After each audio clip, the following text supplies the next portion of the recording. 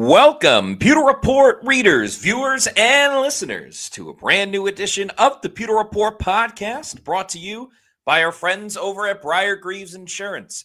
Protecting your assets starts with a company that you can count on. So whether it's auto, homeowners, flood, boaters, or business insurance, there's nobody better in the business to work with than the great people over at Briar-Greaves Insurance. For more information about them, visit their website, briargreavesinsurance.com.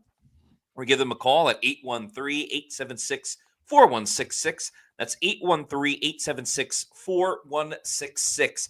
It is a Thursday edition of the show, and we're going to talk about a couple of things, including who needs a win more, the Bucs or the Bills. Each team is coming off a tough loss in difficult ways in their own kind of fashion. Both looking to get back on the winning track with this game going in Buffalo. We're also going to recap what we saw, what we were told, all different things from the Bucs facility today as we spoke to Josh Grizzard, Larry Foote, and a couple of players in the locker room. So a lot to get to on today's show. I'm your host, Matt Matera. Joined with me is not Adam Slavon. He's unavailable, so we tried to book a guest for Thursday. So a very special guest this afternoon is SR, Scott Reynolds of PewterReport.com. Scott, thank you so much for joining the show.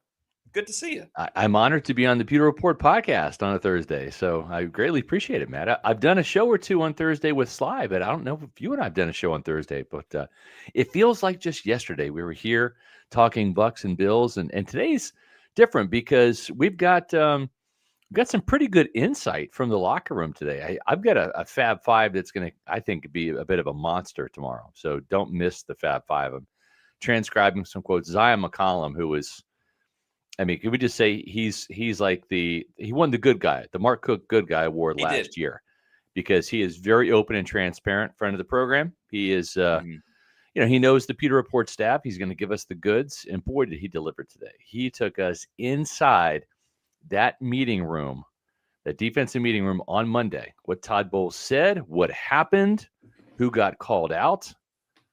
Really interesting details. I can't share them with you folks because I'm transcribing the quotes right now. But I was listening to Zion say this. I'm like, wow, this is going to be really good for the Fab Five tomorrow. And I'm listening to it again, and I'm like, holy smokes, this is some good stuff. So make sure you check out SR's Fab Five. It'll be up before noon tomorrow on PewterReport.com. Yeah, we appreciate Zion for his candidness. And listen, I'll be the first to say I've been critical of Zion this year for some of the mistakes that he's made, not having an interception just yet. Meanwhile, Jamel Dean's right across on the other side of the field, not just intercepting the football, but taking it to the house, for pick sixes and stuff like that. So I think Zion knows he needs to play better. No doubt. Coach Bowles made sure that he knew that. Yeah, and that kind of takes you back to something that was said by Coach Bowles yesterday. I think you asked the question just about, and it pertains to the defense, so it pertains to Zion in that sense. But it was more the big rushing plays allowed when Travion Henderson scored, and he's like, I'm not upset about it anymore, but I certainly won't forget it. I'll remember it for the rest of my life, allowing those touchdowns. And I kind of get that sense that Zion may remember that 3rd and 14 for the rest of his playing career with how it went along. So very excited to read the Fab Five tomorrow. Definitely, everybody check it out. And I think that's kind of a theme for today, for this week. Yeah, Buffalo is angry, and they haven't looked pretty good. But at the same time, I think Baker Mayfield, his message to the team after the game, we heard some players talk about it today. Josh Grizzard spoke about it today. This is a group that knows they need to get their you-know-what together, because what they do this week and next week against the Rams, I personally think it will ring through for when they do reach the postseason, hopefully reach the postseason. And when they do play some of these better teams, they can't just be joking around being like, yeah, we got it, coach, no worries. Well, when it comes game time, we're going to put it together. I think this week and next week is really where they got to show, okay, you want to be for real? Go out and win some of these games. That's right, for sure. As Rolf says, I appreciate you, Rolf. Scott Reynolds is like a fine wine. His show just gets better with age. Yes, but my memory does not. So I got to come clean here a little bit. I talked to Matt about this today, and I did a Bills podcast on Tuesday, and I think I just misheard the guy. I said something on yesterday's pod that was like 100% wrong, and I didn't fact check, and that's on me. Bad reporter. Should have fact checked, but I figured, all right, he's the Bills guy, he knows. But I don't think I heard him right. What I said on the show yesterday was the Bills have not suffered a back-to-back loss since Josh Allen came into the league in 2018, since that season. And that's wrong. They have. Matter of fact, they've actually had back-to-back losses this year.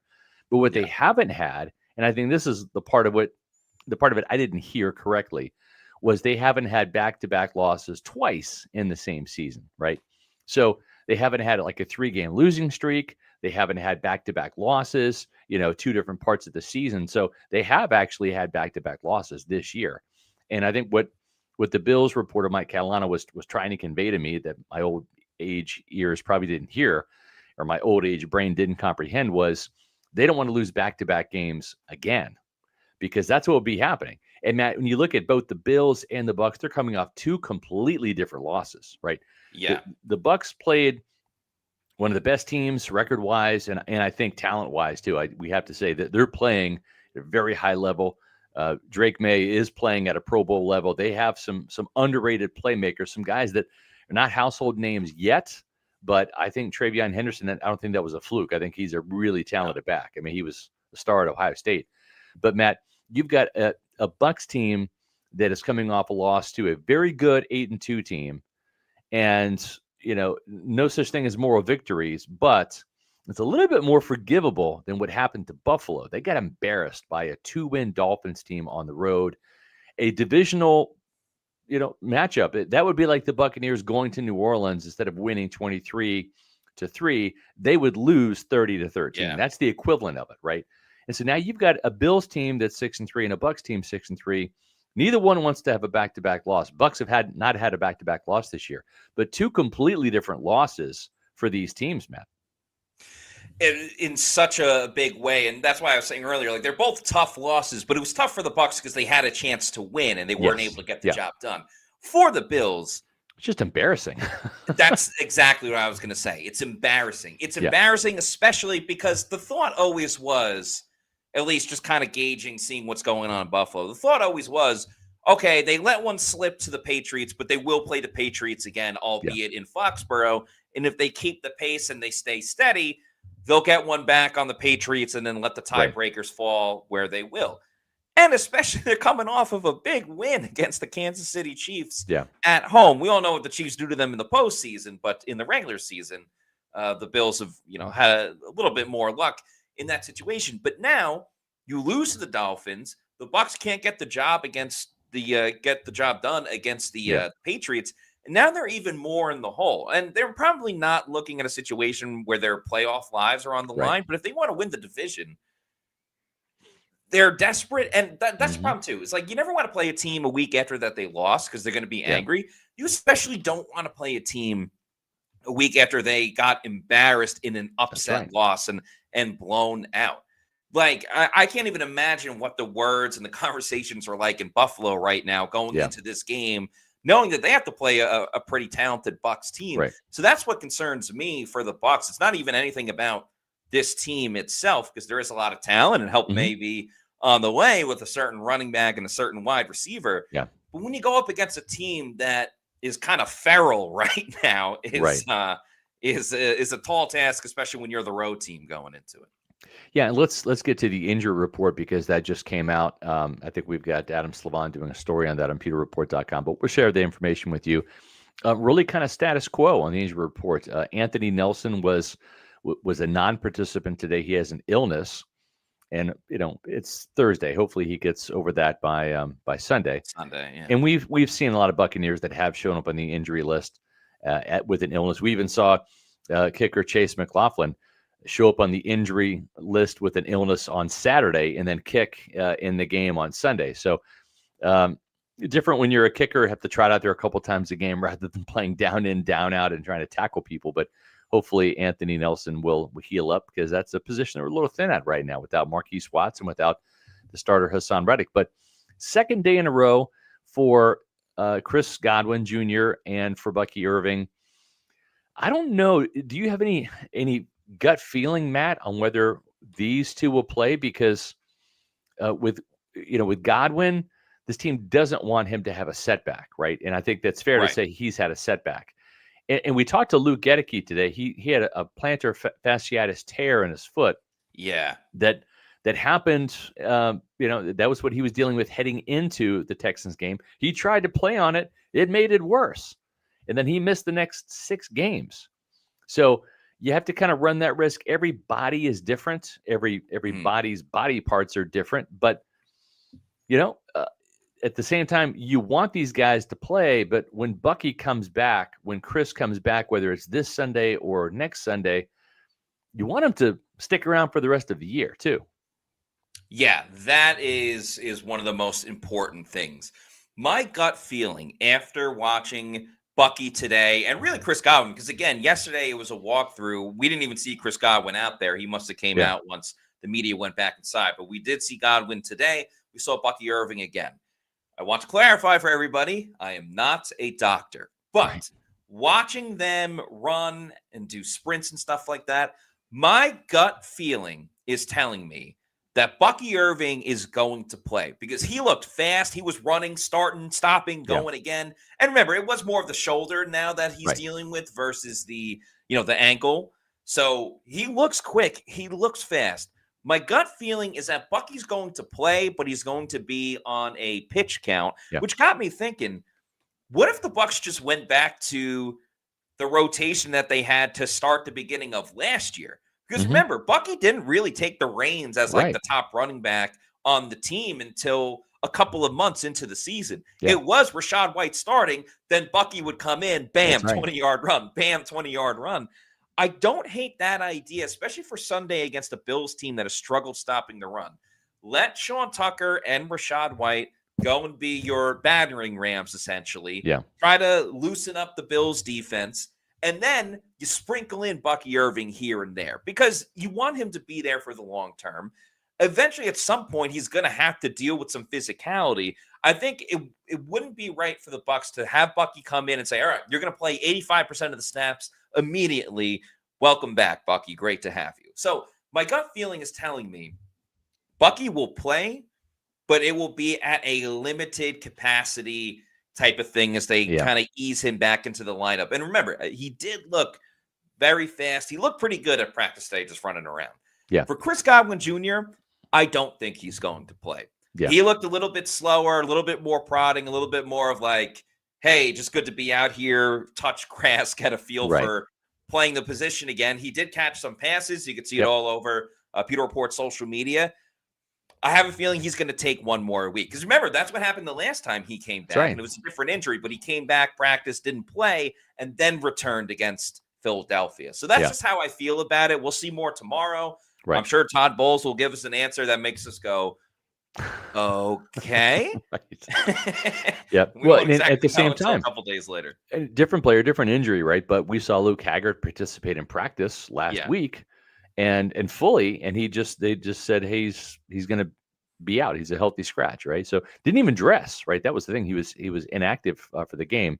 One thing we probably should say is Luke Haggard is not on the injury report this week at all. Neither is Baker Mayfield either. That's right. The oblique and the knee are no longer listed on the injury report. And so remember what Baker said yesterday. He said, he felt pretty good coming out of the game. Didn't take a lot of hits. I think only sacked, once in that game. So maybe having the bye week and then, not really taxing the knee a little bit by scrambling and not having to slide or get hit or tackled much, that might have given him almost like an extra week worth of rejuvenation when it comes to the knee. So we'll see.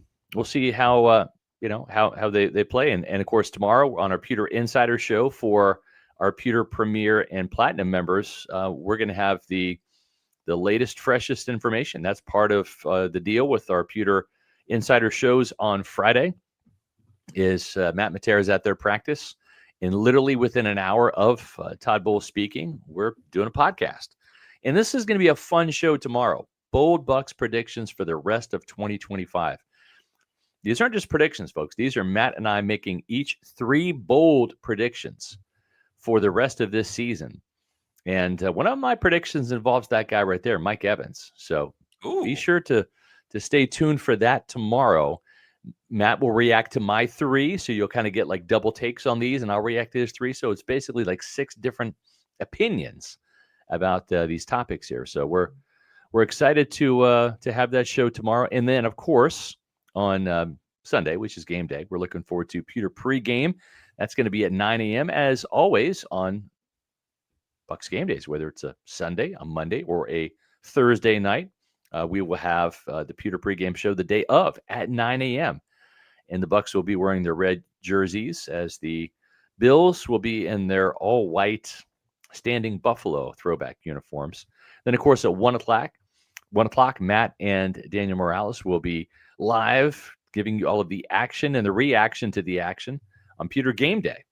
And then following that, of course, is about 45 minutes after the game is over, we'll have Bucs at Bills post-game podcast. I got a funny feeling Kate Otten's going to have a lot of targets in this game again, Matt.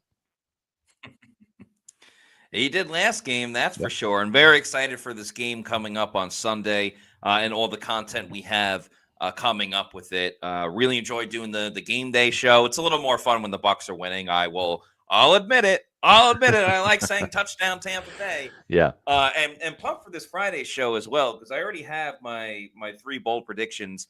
Some are positive, some are negative too. Yep. So it'll give us a little more food for thought, food for conversation. And we invite our Pewter Premier and Platinum members to bring their own bold predictions to the show too. Would love that. Would love to react to some thoughts from our fans as well as we do during the podcast. But bold predictions. Feel free to bring them tomorrow on the Pewter Insider. At 1:30. So, kind of diving back into today's topic, we know kind of what the Bucs schedule is. We'll go ahead and put it up here. I didn't have time to rattle off. I'm going to rattle off the names of the Bills opponents coming up, but this is the Bucs schedule right here, right? And we see this game here at Buffalo, and then of course we know the next one is at the Rams on Sunday Night Football the following week. Then you've got 3 straight home games: the Cardinals game, that Saints game, and then the short week, the Falcons, and then 2 road games at Carolina, at Miami, and then the home game against the Panthers to end the season.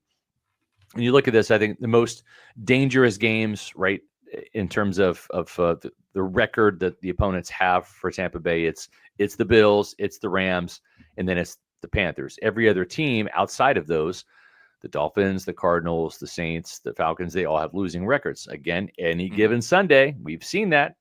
We saw that last week. Buffalo saw it firsthand with the loss in Miami. So anything can happen. You can't take these opponents lightly. But Matt, it seems like once the Buccaneers kind of get through these 2 games, they should be favored. They could be favored and should be favored in every single game the rest of the season. But you can't say that about the Bills. They have a very challenging schedule coming up to where it almost feels like they need to win this game more because their slate of games, and I'll rattle them off and let you just kind of either repeat this, when you break them down, or just give me your initial reaction.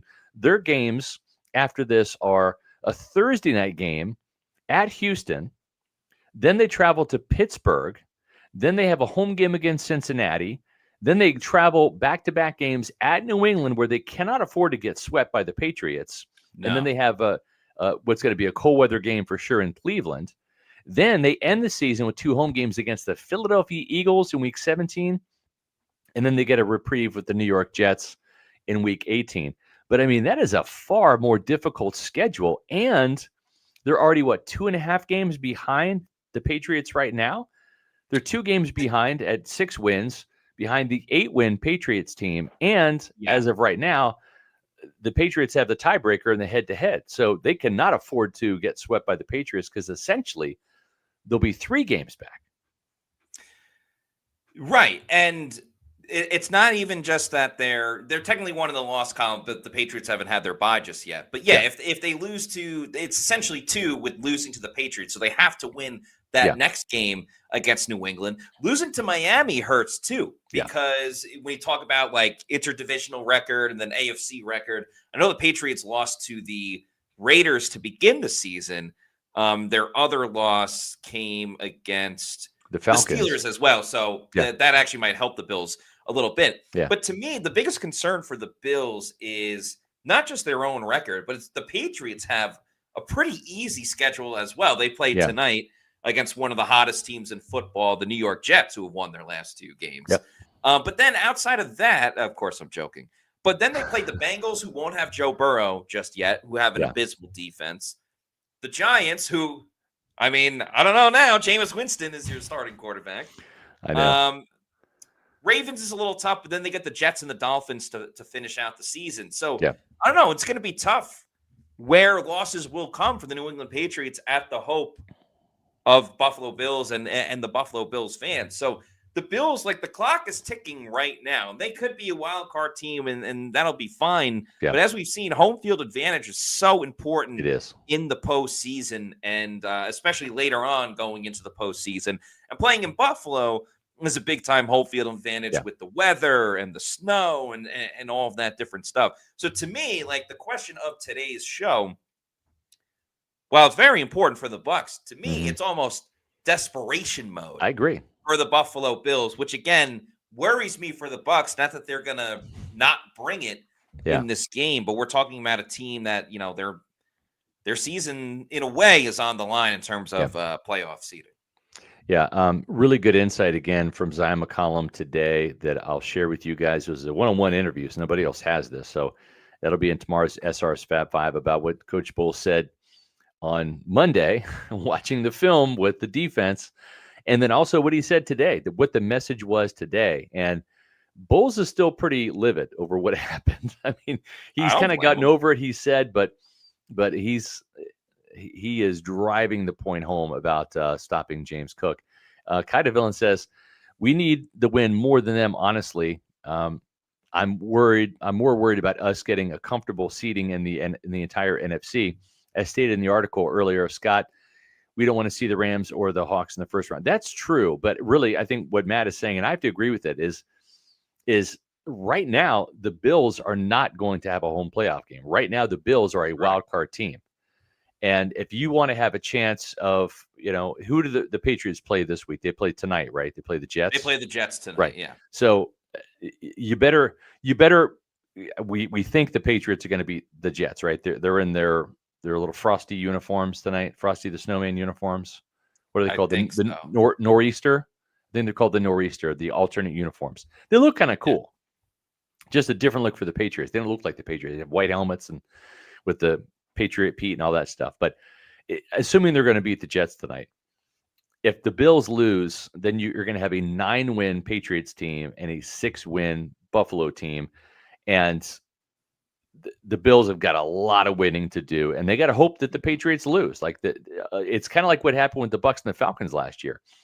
The Bucs did their part by winning to get the division crown again, but they had to have the Falcon towards the end of the season, and that's what they do. The Falcons Falcon, and that you had to have both of those things happen, and so that's what has to happen here. So the Bills can't afford to lose any ground.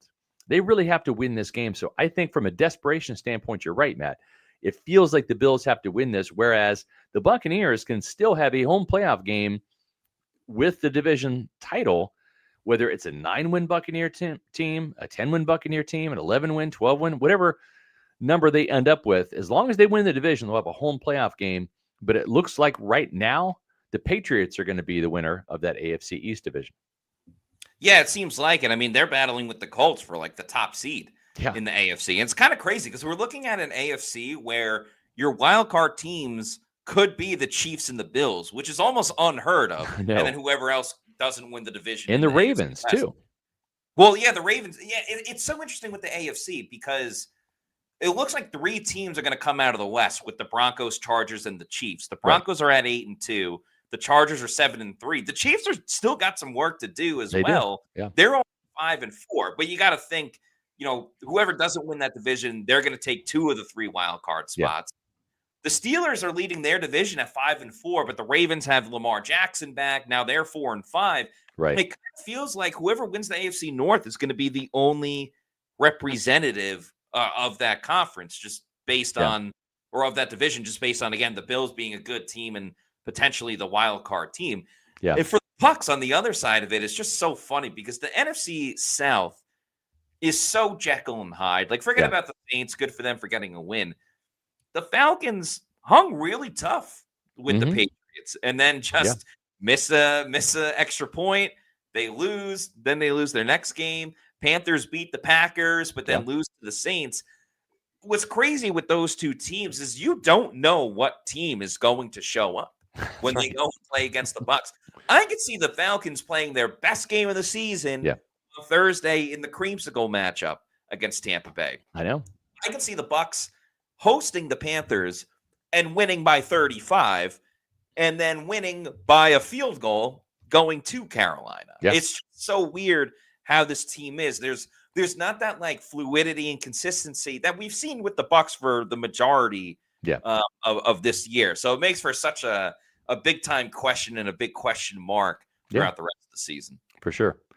Yeah, and it's going to be interesting to see if there is a questionable, right? If Todd Bowles doesn't rule out Chris Godwin and or Bucky Irving, and both are listed as questionable, it's going to make for some drama heading into Sunday, and there might be some gamesmanship there, Matt. Right? I mean, this might be an opportunity for Bowles to sit there and list them as questionable, and then maybe knowing that they're not going to play or whatever, and you're allowed to do that. Like, you're questionable means he may or may not play, right? So, and it's interesting because Josh Grizzard kind of talked about that today. Rick Stroud asked a good question. How do you go into game planning, for, if you have Chris Godwin, it's different than if you don't. It's different if you have Bucky Irving than if you don't, right? So how do you kind of do that? And I appreciate Josh kind of dodging the question a little bit, right? But he also kind of said, you have to kind of go into it. And if they're, they're both obviously there for the install. So you can get them up to speed with the game plan. But what you don't want to do is burn reps on players. And he didn't say Bucky or Chris, but you don't want to burn reps that could be going to guys that are actually going to play by trying to get your injured guys up to speed. So it's really kind of a catch-22. It's like they have to be physically ready to play, but then they also have to be mentally prepared to play and get those reps. So you feel good about them digesting the game plan and they've gone through the plays. So there's not any mistakes on Sunday. But then again, there has to be that point of no return, right? And it feels like Thursday is that point of no return, where it was today's practice about, I'm not sure if we're going to go with Bucky or not, if he's going to dress. So we're going to have to give the carries to Rashad and Sean and kind of throw our lot that way. So I'm not sure what happened in practice. We only get to watch the first 30 minutes, but it's an interesting conundrum, right? For a guy like Josh Grizzard, it's one thing. Oh, is Sterling Shepard going to play? Okay, well, if Chris Godwin plays, whole different story, right? Same thing with Bucky Irving, you're starting running back. It is, and it's one thing to be physically prepared. It's another to be mentally prepared. It's awesome if Chris Godwin can return, but if he doesn't know the play or the specific packages they put in to try to defeat the Buffalo Bills defense, right? What does it really matter? Because then you're not going to play him if he doesn't know the plays. And it kind of just goes back to a further conversation that you and I were having earlier today, just talking about Josh Grizzard. And we're not trying to compare each coordinator. They're each their own different coordinator in different ways, going from Byron Leftwich to Dave Canales to Liam Cohen and now Josh Grizzard. But I think what we've learned with Josh Grizzard is that he's very cool, calm, and collected, that he's probably the most mirror image of what Todd Bowles embodies as well. Like for Byron Leftwich, like Todd Bowles inherited Byron Leftwich, and that's why he didn't really last that long as the offensive coordinator. You didn't like him. Dave Canales is the positivity bully. Yeah, everything's fantastic. Oh my God, guys, this is great. He was Celsius for a reason.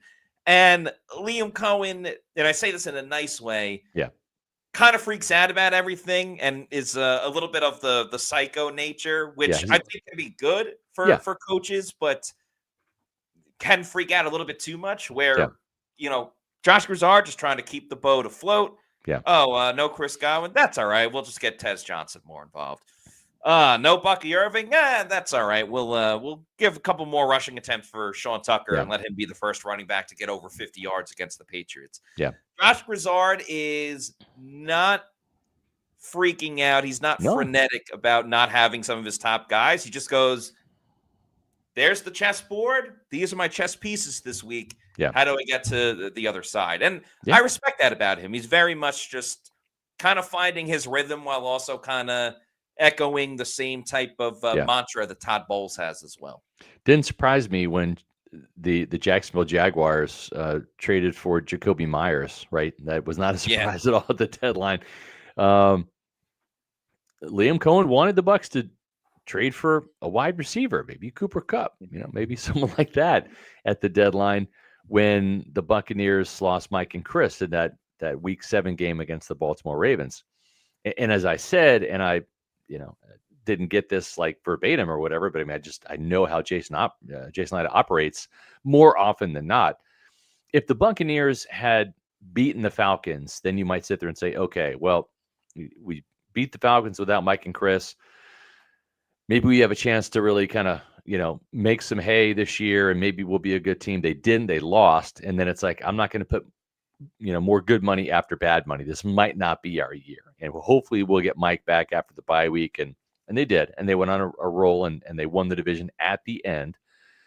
But they didn't go that far in the playoffs because they weren't as deep, right? So one wide receiver was not going to make a wholesale change worth of difference on last year's team. It wasn't going to turn what ended up being a 10-win Buccaneer team into a 13 Buccaneer win team. It just wouldn't.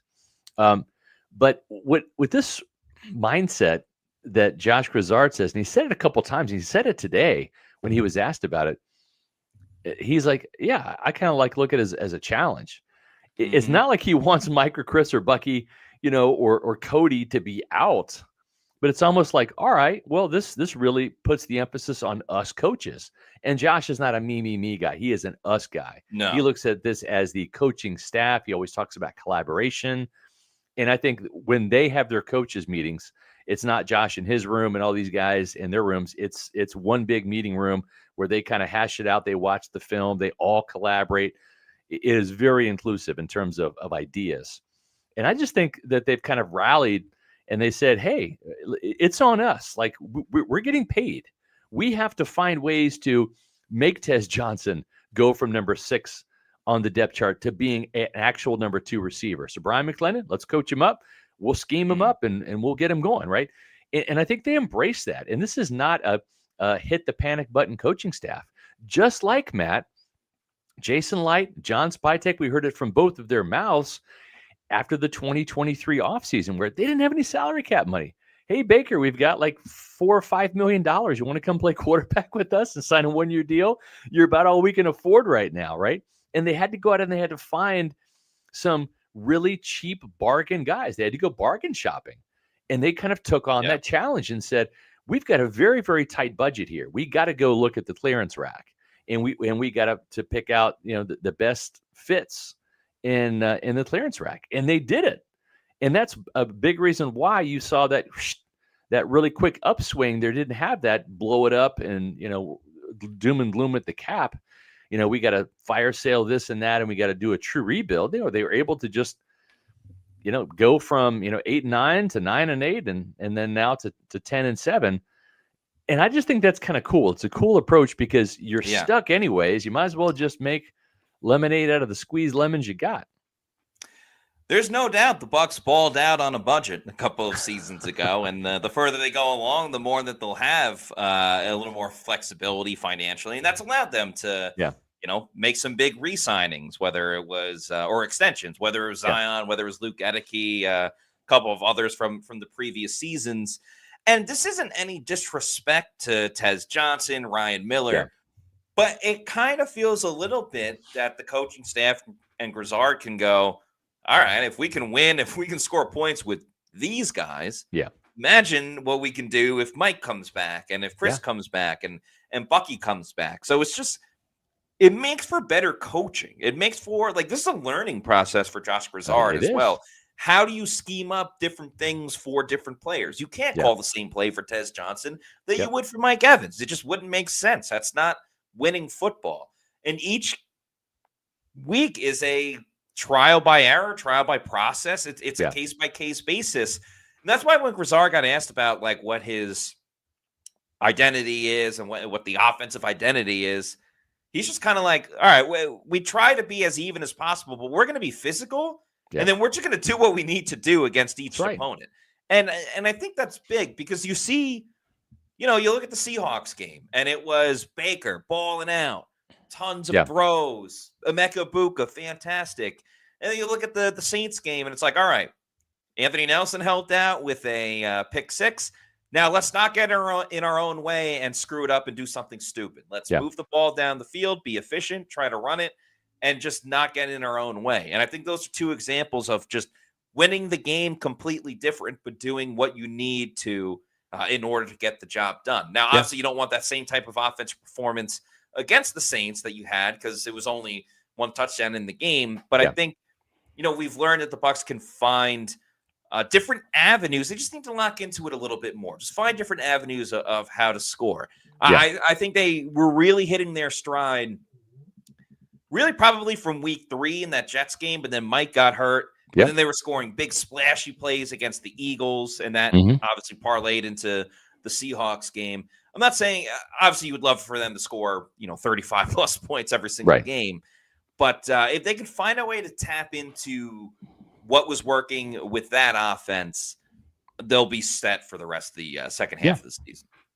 I agree. And, this would be a fun game to watch from a lot of different avenues. And I think the two guys that are going to have the most fun playing in this game are Tristan Wirfs and Luke Goedeke. Tristan talked about loving playing in cold weather games because of growing up in Iowa. Same thing with Luke Goedeke, where he played at Central Michigan. He loved cold and rain. That's like home turf for him. Looking at the current weather conditions, and it's changed since Monday. It's gone downhill, which if you live in the north, it's prone to do this time of year. Sunday, as of right now with AccuWeather, high of 41. It was supposed to be 54 as of Monday, so it's totally changed. It's breezy with a few flurries, showers of rain and snow. 84% chance for precipitation. So it's going to be cold. The high is 42. This is a 1:00 game, so it's going to probably be around 42. The wind chill, though, will make it seem like it's going to be less than that. Going to be very blustery. Wind gusts up to 38 miles per hour. So the Buccaneers better run the ball against the Buffalo Bills. This might not be the week to play Emeka Buka and Tez Johnson and Baker Mayfield in fantasy. It might be more of a week to check out the running game, and I don't know who's going to get more carries, but probably be my committee. So, we'll see. Yeah, there's no doubt about it. Luke Goedeke, first of all, it was great to chat with Luke Goedeke again. Such a jolly guy. So happy to be back in the lineup. Yeah, I love that I asked him today just overall like how it felt getting back in there because he hadn't played since week 2.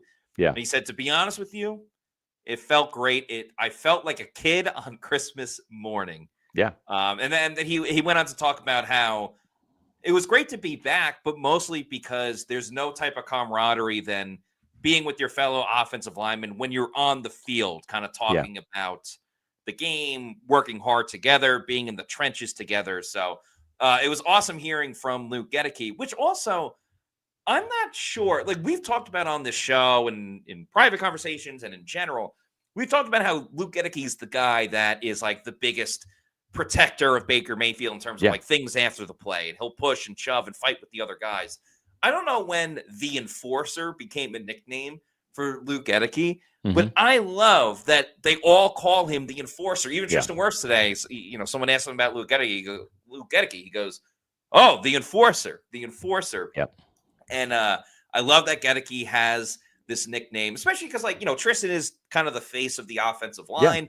Understandably so. He's got all these all-pro accolades and everything like that. But just getting him a nickname like that as the Mhm. enforcer, I think is You know, I think it's so funny. it is, and it's kind of a cool dynamic because, you don't have to wear a C on your chest to be a captain, to be a leader, Correct. right? And we saw that for years with Ali Marpet had the C on his chest. He was the most well-respected offensive lineman. And Ali wasn't a real big talker. He wasn't a rah-rah kind of guy, whatever. Ryan Right. Jensen was the fire starter. He was the center. He was the bully. He was the enforcer on that offensive line. And even though really Ryan Jensen and Luke Gedeke didn't have an opportunity to truly play together because Jensen got hurt in 2022, and that was Luke's first season. They had 2 Yeah. days of training camp practice together, and that was Mhm. it. It's kind of cool that they have taken on that Luke has kind of taken that mantle from Ryan Jensen, and now that C has gone from Ali Marpet's chest to Tristan Wirf's chest, and Tristan's the captain. He is the best offensive lineman, and he is a good leader. There's no doubt about it. But but there's two different guys, just like Ali and Ryan Jensen. Now it's Yeah. Tristan and Luke, and they're kind of taking on their alter egos in Ali Marpet and Ryan Jensen. It just they're kind of like different leadership styles along that line. Is a really cool dynamic to see. I think that's a fantastic comparison. It is so true. Not just that you can be a leader without having the C, but talking about those players specifically, it is kind of like, Ali Marpet passed the baton to Yeah. Tristan Wirfs, even though they were teammates and won a Super Bowl together. And Ryan Jensen gave the baton to Luke Gedeke, who at this point has sprinted with it. And Gedeke also spoke about just kind of dealing with the Liz Frank injury and what he Yeah. was going through. And just, I tip my fake hat to him because it Was really it Liz sounded like Frank he or had was it plantar fasciitis? his plantar fasciitis, excuse Okay. me. The reason But I yeah, it ask sounded like is he had to go through a I'm lot. old and I don't hear very well. So Yeah. I thought I Oh, heard him yeah. say I'm that. pretty But yeah. sure it's plantar Yeah. fasciitis.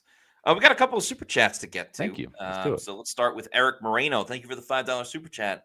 Says, you expect Nelson to play? He did not practice today. You expect Godwin and Bucky to be listed as questionable? If I'm Bulls, I list Godwin and Bucky to be questionable just out of Yeah, you might as gamesmanship. well. Yeah, and it's totally valid to do that because they are questionable, right? And even if it's a coach's decision, like it was with Luke Haggard, it's like, hey, you've made some progress, you're healthy, but we're still going to hold you out because we want to give you one more week with that shoulder, to see what the status is. Yeah, I expect Nelson to to possibly play. I think that it's Thursday. I mean, depending on what type of illness he has, we'll see. But I would expect him to play. They really need him to play. Let's put it that way. That's what I was going to say. Is Yeah. they don't have a lot of other options. Right. I mean, I feel like 9 out of 10 times you see someone on the injury report for illness, they end up playing in the game. I'm sure he's getting pumped with fluids and vitamins and everything possible to play. So I'd be very surprised if Anthony Nelson didn't end up playing. It's also interesting. I mean, all this talk about Chris Godwin Jr. and Bucky. Hassan Reddick is out once again, and it's one of those things. We saw it with Godwin. We saw it with Bucky. Hassan Reddick, I think it's going to be his third straight game that he's going to miss. It's just, I get it. Like some of these injuries are wait and see, and you hope it heals back on time. But we're talking about three guys that are Reddick's not there yet, but you had a couple of players that were on the cusp of like missing more than the allotted IR number, which is 4 games in a row. Now, obviously, there's no replacing Luke Gedeke and Chris Godwin and Bucky, where it's like, all right, well, if you put Bucky on IR, it's not like Adrian Peterson's coming in and is going to take over the role, whatever the case may be. But I'm just curious, like, why Hassan Reddick hasn't been put on injured reserve just yet, unless they think he's going to be able to come back next week. Right. I don't know. The outside linebacker position's in a very interesting spot right now because Yaya is playing better, but it's not fantastic. Anthony Nelson's not going to do what he did against the Saints every single week. So, I don't know about that group. I just don't. I'm with you. Yaya did have his first NFL sack against Josh Allen in Buffalo. So maybe that's right. Maybe lightning strikes twice. He had 2 sacks against the 49ers out in San Francisco, and he had 2 against the 49ers here. So maybe he's got some kind of, channeling thing going on where he channels his best performances against certain players or whatever. So, but we shall see. Brian Shucker. With a $10 super chat says, just thanks. Thank you. Thank you very, Fantastic. very much. It's been great getting to interact with you in Yes, really over the season, and we appreciate the kind words. So thank you as well, definitely. Ryan. Yeah, thank you. And key to villain, I remember you saying Yeah. yesterday or recently that you were going to become a Pewter Report YouTube channel member. You have now become a Pewter Report YouTube channel Yep. member. Thank you so, so much. We appreciate your support Thank you. and look forward to having you as part of Pewter Report TV. So thank Yeah, you so much. greatly appreciate it. Nathan Elliott has a good question here. Where will the Pewter people and staff will be watching the game from? Home, Riveters, Brick House, Walk-ons? Well, we're a little partial to walk-ons. That's our kind of weapon of choice when we go out and we like to watch sporting events. But at the same time, I can't go to a sports bar and watch a game because I really got to be locked in and focused. I love having the DVR. I can go back and watch plays and Yes. pause it if I want to make a drink or, or whatever. So that's typically what I do. I watch the game at home when I'm not away. I think Bailey and I are going to go to the Miami game. I try to go to a couple games, road games each year. Just it hasn't really worked out for me to go to a lot this year with schedules and all that. But I will say, when you go to walk-ons, though, there are so many choices for food, and not just in walk-ons. If you want to have walk-ons for your house, let's say you're having a watch party at your house, or let's say you want to grab some catering to take to the games to tailgate before the next Bucs home game, you can do that because walk-ons catering serves up some wins at home for you guys. Take your event to the next level with the new catering program. You can order directly online or in the app at catering.walkons.com. 3 Tampa Bay area locations to serve you: Wesley Chapel, Midtown Tampa, and Lakeland. And remember, they've got their starting sampler. Their starting lineup sampler is back, and it's got all of the best things from the boneless wings to the cheeseburger sliders and the mozzarella logs. So make sure you're watching the games, whether it's college or pro, at Walk-Ons. 3 Tampa Bay area locations: Wesley Chapel, Midtown Tampa, and Lakeland. I had so much fun at walk-ons. I was there the Saturday of the Bucs bye week. So I was like, all right, well, I know I'm not I don't have a Bucs game to cover on Sunday, so I'm going to watch all the football I can on Saturday. Had a fantastic time. There's a game tonight as well, Jets at the Yeah. Patriots. So I'd highly recommend going to walk-ons, checking out that game. And if you're going to bet on the game, get some quick picks in over on Splash Sports, the official daily fantasy app of PewterReport.com. You can join over 2.5 million people playing on Splash Sports. It's the home for Survivor, Pick'em, and Quick Picks. Whether you want to create your own contest with friends or take a shot at life-changing prize pools that happen every single week, Splash Sports has got you covered. I really enjoy doing the Pick'ems because it's week in and week out. We do some daily fantasy stuff.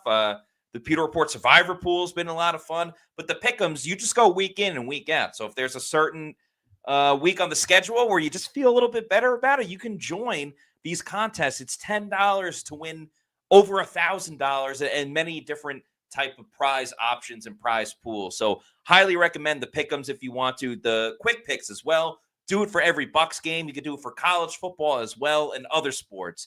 NBA, MLB when it's in action, the NHL. Right now, also, they are doing a matchup boost. You can do a $5 no sweat entry that will unlock for anybody that downloads the Splash Sports app.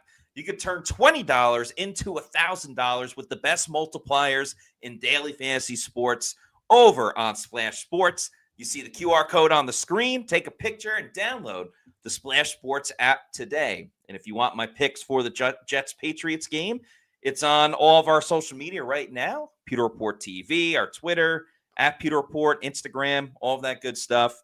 I'll have college football out tomorrow, so you can make your picks for Saturday. I'll probably post another video on Saturday as well about it. And I'll have Pewter picks and props for the Bucs-Bills game as well. That's the spread, the over-under, and a couple of player props. And yes, weather will play a factor into some of these picks. Is he Matt Matera? No, he's Matty Diamonds when it comes to Pewter picks and props and all of the Splash Sports entries and picks. You do a fantastic job, Matt. Do you have any Thank you. idea? Do you keep score? I know you're usually up every week, but I mean, do you have like a running list of like your ledger in terms of where you are in certain Yes. weeks and whatnot? Yeah. So I do it. I can't do it for college football and then the Thursday and the Monday nights because Yeah. I'll just drive myself crazy. I do have it for the Bucs games, the Bucs props, NFL props, and then the NFL picks as well. Have a good record with the spread and the over under with the Bucs games. I have a winning record there. Okay. Let me see real quick. There I am, I believe 11-7 with the Bucs picks. Player props for the Bucs have taken a little bit of a dip. I'm You and me 20 and both. 25. Prop bets. So prop bets is just the opponent the Bucs are playing. Any props I have there added in with the Bucs prop bets. I'm pretty much 500. I'm 31 and 32. My NFL game picks 30 and 26. So a couple of winning records and then not far behind as well. A couple of parlays have been mixed in there as well. So definitely recommend it. And the beauty of Pewter Picks and Props as well is if I have some losing records with like my Bucs player props, if I'm ice cold, just fade me. If I say Baker's going to go over on the yards and he just keeps not hitting it, go against my picks and then we'll win that way. So that's kind of the beauty of it. If I'm great, tail me. If I'm awful, just go against my picks. Hey, so that's kind of the fun of it as well. Speaking of Baker, boy, Vegas has just like thieved me over the Baker rushing yards the last couple of weeks. I should be paying more attention. I mean, it's like they teased me like 14 and a half, I think was the yardage, the rushing yardage for Baker Mayfield last week. And I'm thinking, gosh, that's like one Baker run, that's just one. And then he has not had a single rushing yard in any of the last 3 weeks. So, and then watch, I'm not going to do a player prop bet on him this week. And it'll probably be somewhere around 12 or 15 yards. He'll be the Bucs' leading rusher. He'll have like 30 yards in the game. Yeah, guaranteed. So, And it's so funny because I get it. Every team has injuries and stuff like that. But because the Bucs have had such significant injuries to their top players, it's made it hard. Sometimes I can't even start making my player props until Friday. Because like even right now, it's like, is Bucky going to play? I don't know. He could. And even if he does play, how much does that factor in? Like Sean Tucker and how many rushing yards and what his number will be, or Chris Godwin, that impacts what Emeka Ibuka's number will be, and Tez Johnson. So certainly not complaining. I'm just kind of fascinated by the intricacies of like when certain bets will go in, when certain bets won't go in. As much as you fans hate Dr. Todd Bowles and his medical analysis, I think Vegas probably hates him even worse because he's not very forthcoming when it comes to who's going to play and who's not. He's got a foot, he's got a shoulder. It's not very forthcoming. I remember back in the day, Matt and Peter people, when Todd Bowles, I'm not Todd Bowles, Tony Dungy. When Tony Dungy would talk about injuries, he would say, "Well, Mike suffered a PCL sprain in his knee, and he's not going to be available for the next 4 to 6 weeks. We're hoping it's more on the conservative side. It's 4." But depends on how quickly of a healer he is. It might be 6, it might be 4, And like he would give you a parameter, And granted, back then, if you IR'd him, he was done for the whole year. So maybe it had to be a little bit more forthcoming because there wasn't a short-term injured reserve like there is now, which I think is probably one of the better rule changes that has been I agree hoisted upon the NFL. I think the other one, and I'm going to ask Todd about this next Wednesday when we have a chance to talk to him. Todd's on the competition committee, and he is. Yeah, and we know where this is heading. Where sooner than later, it's going to be 18 games. But even with 17 games, and they're having these teams forced to play on Thursday night and stuff, it's just not good for player safety. They've got to go to 2 bye weeks. They just have to. It's going to produce a better product. And the thing is if it extends the NFL season 1 more week, who cares? Who cares? It's just more money. Oh no! Twist my arm. Yeah, it's 1 more week you can sell TV, games to these networks.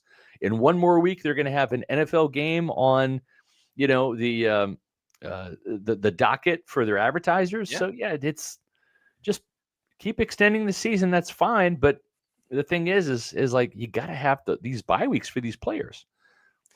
Yeah, and I think certainly it would help the Bucs, but I mean, we all know quarterback's the most important position. Could you Yeah. imagine if the Bengals had another second bye coming up so Joe Yeah. Burrow can come back? I Or know Lamar that's Jackson, I think, was just on the yes. injury report again, Yeah. knowing that, okay, you It can get Lamar another week off and then he it can would be able to only come back and help the make the game. race for the AFC North that much more Yeah. entertaining. It only makes sense, but a Yeah. lot of things the NFL I know. does not make sense, So, unfortunately.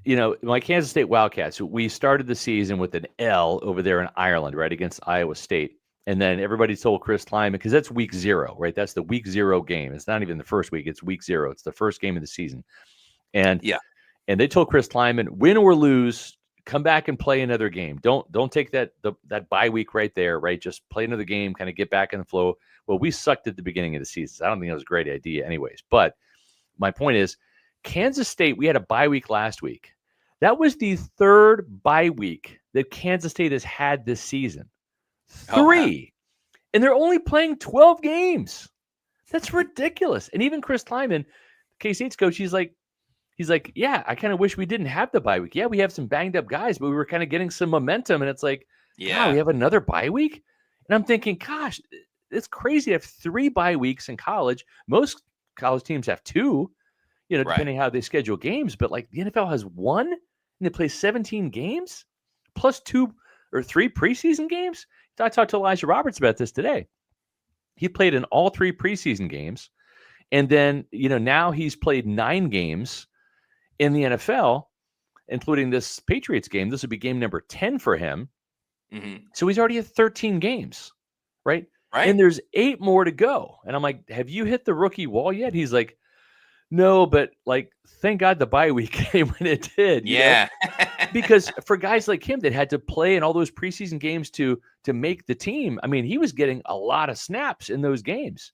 So he has essentially played those 3 preseason games plus 9 games. He's at 12. That's as many as he played at SMU last year. Then you throw in the bowl game. But what, Matt? You get like 3 or 4 weeks off before the bowl game.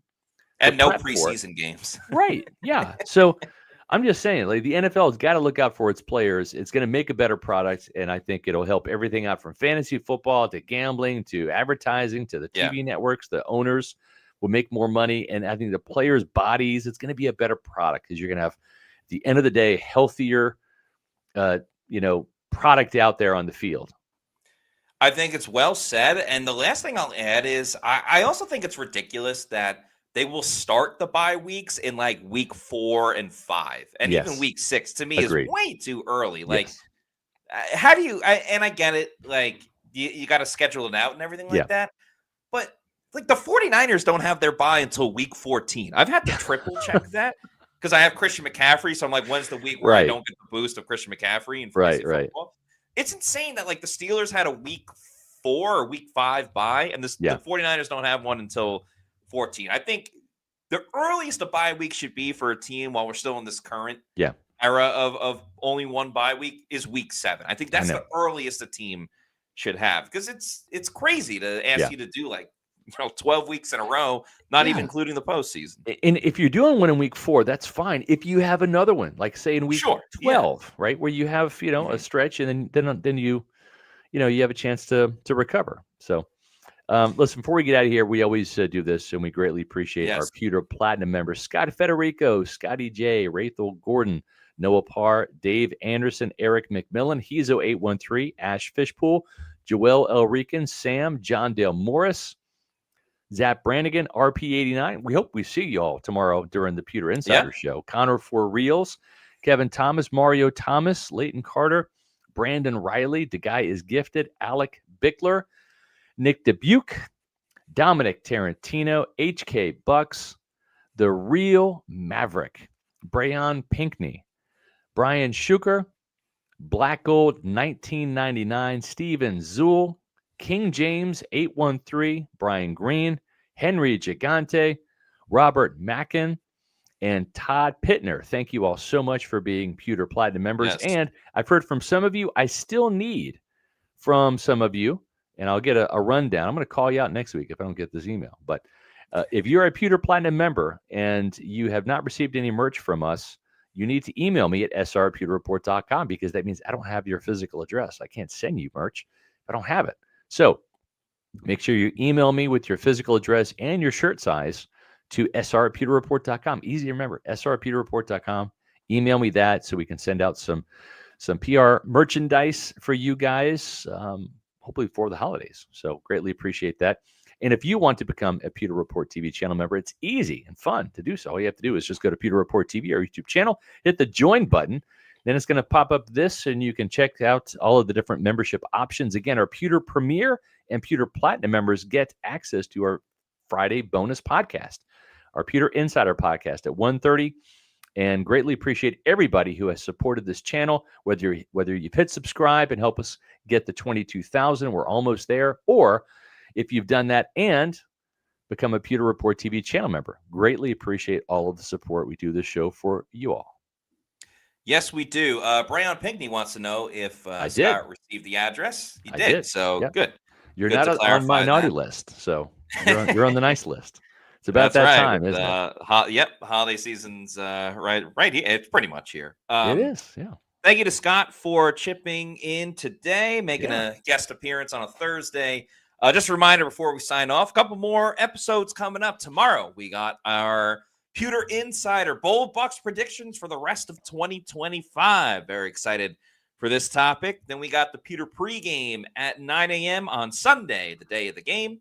And the Pewter Game Day show is at 1 o'clock. Myself and Daniel Morales giving play-by-play, live reactions, and analysis to everything in the Bucs game, which hopefully will be a Bucs win. And then we'll have the Pewter post-game show after that, taking place about half an hour, 45 minutes once that game is done, after we hear from Todd Bowles and Baker Mayfield. If you're not already doing so, please make sure you're following us on all of our social media on X, Facebook, and Instagram. We are at Pewter Report, and our YouTube channel is Pewter Report TV. Please like and subscribe. Leave a comment on this video. Give us a score prediction for Bucs versus Bills. We'll have ours out tomorrow on pewterreport.com.